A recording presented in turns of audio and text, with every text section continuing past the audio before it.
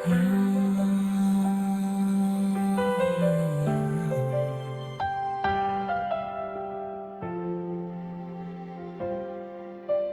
na naman sa ibang bansa, ngunit ang puso ko'y nasa Pinas. Sa bawat ilaw na aking nakikita, mukha ninyo ang aking naaalala. May Christmas tree sa aking harapan, ngunit wala kayo sa aking tabi.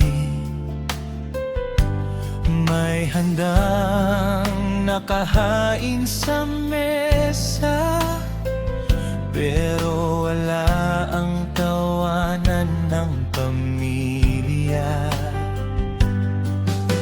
Tahimik ang gabi sa aking kwarto, habang kayo'y naghahanda sa bahay. Pinagmamasdan ko ang litrato ninyo, at sa dibdib ko'y may kirot na naman.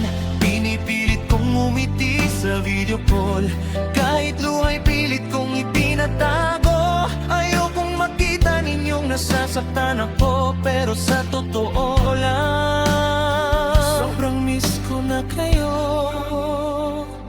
Pasko na naman, pero wala ako, malayo sa yakap ng pamilya ko. May regalo man akong naipadala, hindi nito mapapalitan ang presensya ko sa kanila. Pasko na naman at ako'y nag-iisa sa malamig na gabi, luhang kasama. Ang tanging hiling ko ngayong Pasko, sana kahit isang gabi lang makauwi ako sa piling ninyo.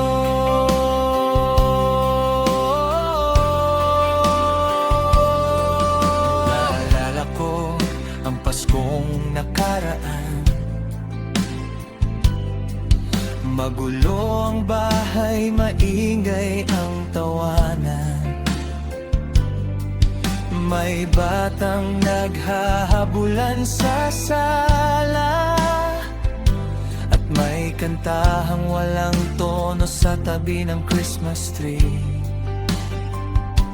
Ngayon ibang tunog ang naririnig ko,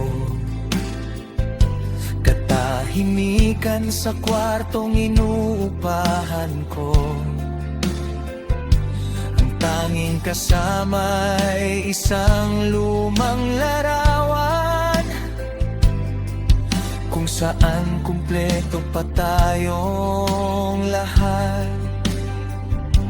Natatakot akong baka paglaki ng mga anak ko, hindi na nila maalala ang yakap ko. Baka ang tawag nilang papa o mama ay masanay na lang sa boses sa telepono. Kaya kahit masakit, kailangan kong tiisin, dahil may pangarap tayong kailangang abutin. Ang bawat araw na malayo sa inyo ay kapalit ng magandang bukas para sa pamilya ko.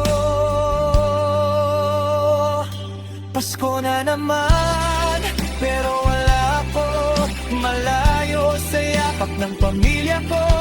May regalo man akong naipadala, hindi nito mapapalitan ang presensya ko sa kanila. Pasko na naman at ako'y nag-iisa sa malamig na gabi, luhang kasama.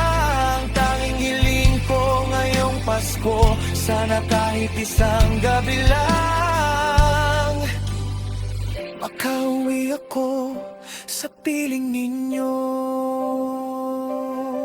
Kung maaari lang sanang huminto ang oras, sasakay ako sa unang eroplanong pauwi. Tatapusin ko ang lahat ng distansya at tatakbo ako patungo sa inyong mga bisig. Anak, kung hindi man ako nariyan ngayong Pasko, wag mong isipin na nakalimutan kita. Bawat oras na nagtatrabaho ako rito, ikaw ang nasa puso ko.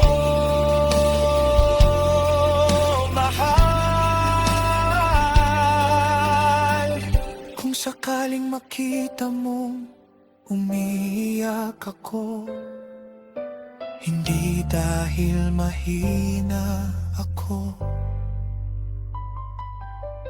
kundi dahil mahal na mahal ko kayo.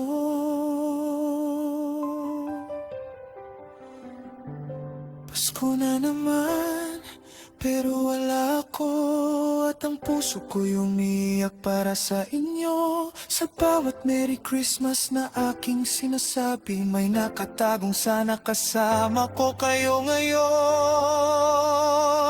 Pasko na naman, OFW na naman ako, nagtitiis sa layo para sa pangarap natin. At kahit kapalit nito'y maraming luha, hindi ako susuko para sa pamilya. Kapag tumunog ang kampana sa Pasko at magsimula ang bagong taon, isang bagay lang ang hihilingin ko.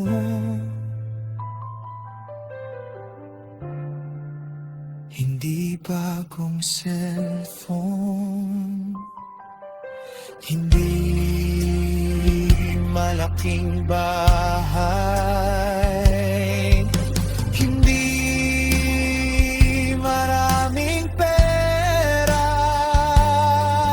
Kayo, kahit isang Pasko lang na kumpleto tayo, dahil sa isang OFW na tulad ko.